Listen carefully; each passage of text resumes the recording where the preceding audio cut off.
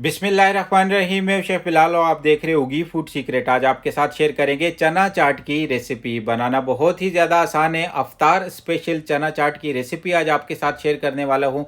Unique सी recipe है, मज़ेदार सी है।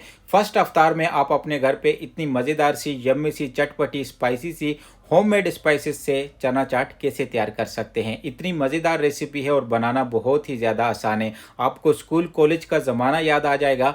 आलू छोले की रेसिपी है, बहुत ही मज़ेदार सी आलू छोले चाट है।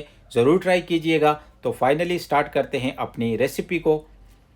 500 ग्राम मैंने यहाँ पे बॉयल चना लिया है। आप स्क्रीन पे देख सकते हैं। चने को आपने थोड़ा सा सोडा डाल के ओवरनाइट भिगो के रख देना है और उसके बाद आपने बॉईल कर देना है। चना जितना गला हुआ होगा हमारी चाट उतनी ही ज़्यादा अच्छी बनेगी। और इसी के साथ हम इसके अंदर ऐड कर देंगे, यहाँ पे मैंने लिए हैं 2 मीडियम साइज़ के पोटैटो लिए हैं, आलू लिए हैं, उसे मैंने क्यूब कटिंग में कट किया है।